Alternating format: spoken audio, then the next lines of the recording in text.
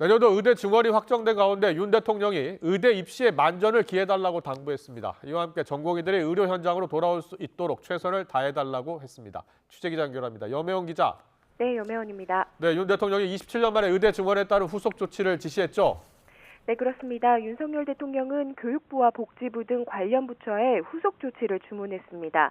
윤 대통령은 교육부에 내년도 의대 증원이 이루어진 대학과 적극 협력해 대입 시행 준비에 만전을 기하라고 말했습니다. 또 의대 교육의 질 저하 우려와 관련해 원활한 교육을 위해 필요한 조치를 취하라고 당부했습니다. 복지부에는 전공의들이 의료 현장으로 돌아와 환자 곁에서 수련을 마칠 수 있도록 최선을 다하라고 지시했습니다.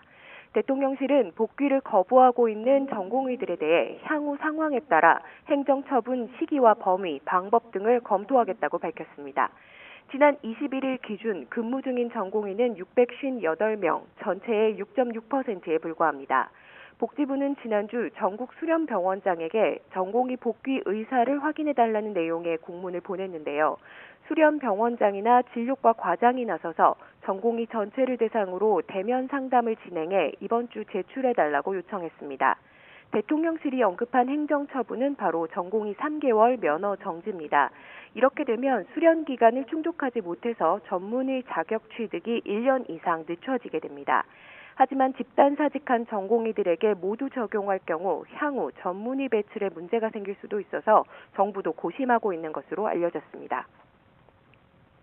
의대 증원이 확정된 상황 속에서 이제 수험생과 학부모들의 관심은 어떤 전형으로 늘어난 인원을 뽑을까인데요. 지난해와 비교해 볼 때 어떤 변화가 예상됩니까? 네, 아무래도 변화가 클 수밖에 없습니다. 가장 관심을 모으고 있는 건 지역 인재 전형의 규모입니다. 해당 지역에서 고등학교를 나온 학생만 그 지역 의대에 지원할 수 있도록 한 전형입니다. 시행령에 따라 현재 의과대학의 경우 강원 제주권은 최소 20%, 나머지 비수도권은 40% 이상을 지역 인재 전형으로 선발하도록 되어 있습니다. 정부는 비수도권 의대의 경우 정원의 60% 이상을 지역 인재로 선발하라고 권고했는데요. 이럴 경우 올해 1,071명이던 지역 인재 전형 선발 규모가 내년에는 1,900여 명까지 2배 가까이 늘어날 걸로 보입니다.